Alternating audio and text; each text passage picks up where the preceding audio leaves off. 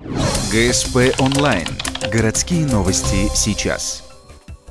Воскресенье, 17:00. Универсальный спортивный комплекс. Чемпионат России по мини-футболу. 17-й тур Суперлиги. Клуб «Ухта» принимает Политех из Санкт-Петербурга. В прошлый раз соперники встречались в октябре. 2 матча. В первом победили столичные футболисты со счетом 4-1. В повторном ухтинцы взяли реванш 2-1. Это поражение, честно сказать, нас выбило из колеи. И нам было очень тяжело потом дальше в чемпионате.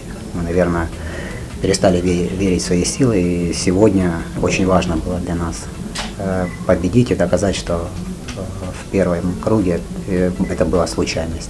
Результат виден спустя первые 1,5 минуты. Счет открывает питерский футболист Ян Кузинок. Несмотря на высокий темп игры, спортсмены стараются не фалить. Тем не менее, 1 желтую карточку за задержку соперника заработал нападающий Политеха Александр Катане. За 2,5 минуты до перерыва ухтинцы сравнивают счет. Быстрый контрвыпад на дальней штанге замыкает Александр Дунец. Начало игры, конечно, было не за нами. Вот этот гол, как я не зову его обязательным, он так случайно получилось, мяч отскочил там после контратаки. Не сумели мы сначала войти, конечно, в нее. Но потом более-менее в середине раскачались, провели несколько неплохих атак, ударов.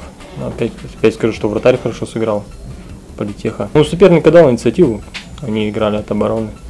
То есть мы просто атаковали, стояли.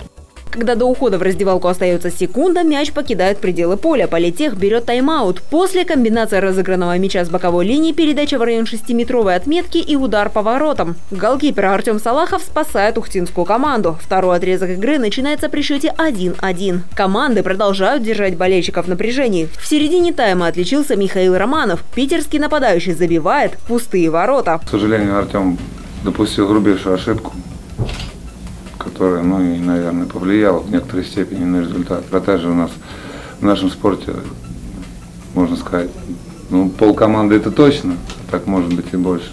Если у них вратарь сыграл сегодня, на 5, то у нас, где-то на 3 с минусом.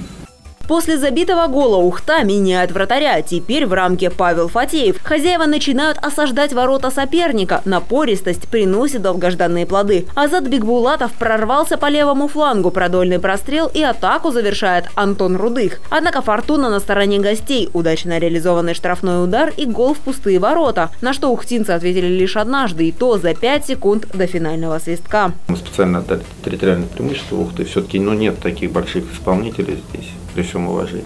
И вскрыть всегда таким командам тяжелее с созидания работы. А по своей команде могу сказать, что реализация, конечно, страдает. И используя те контратаки, которые у нас были, могли закончить игру в первом тайме. Тоже где-то исполнительское мастерство, где-то вот эта нервозность нам не позволила. Сравнять счет не помог 5-й полевой игрок. Матч закончился со счетом 4-3. Победил Политех. Несмотря на минимальную разницу, ухтинцы в этом сезоне лишаются шансов на попадание в первую 8 плей-офф.